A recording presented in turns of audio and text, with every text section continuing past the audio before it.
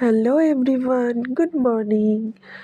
সকালবেলা মেয়েকে স্কুল দিয়ে আসার পথে কিছুটা ঠাকুরের ফুল কিনে নিয়ে আসলাম পুজোর জন্য।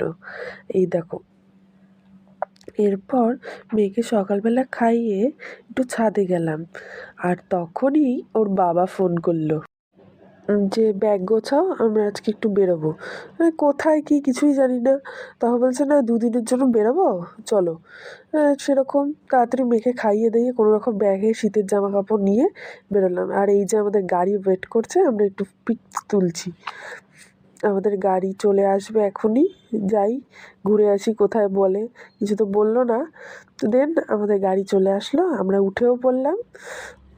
এবার সবাই মিলে একসঙ্গে গন্তব্য শুরু।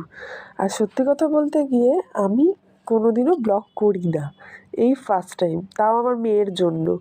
গাড়িতে উঠে জানতে পারলাম যে আমরা মায়াপুর যাচ্ছি, তাও এরকম বিকেলবেলা। দেখো সূর্যটা কি সুন্দর করে ডুবছে, আর এরকম নদী না ঝিল ঠিক বলতে পারবো না, ওর সামনে সত্যি দারুণ লাগছে দেখতে। যেতে যেতে চা খেতে দারুণ লাগে, তাও যদি হয় মাটির ভাঁড়ে। দেন আমরা চাটা খেয়ে আবার আমাদের যাত্রা শুরু হলো। যেতে যেতে যেতে তো খুবই ভালো লাগে।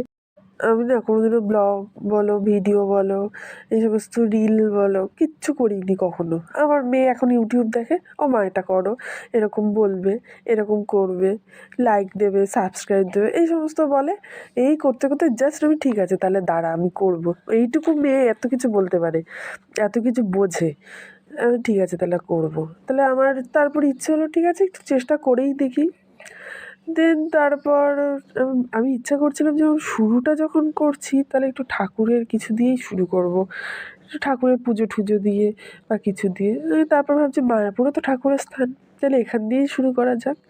তো আমি এখান থেকেই স্টার্ট করলাম। তো আমরা যখন যাচ্ছি তখন দেখছি অলরেডি সন্ধে হয়ে গেছে, আর কি ওখানে নাকি একটা পুজোও হচ্ছে, রাস্তায় যেতে যেতে দেখলাম।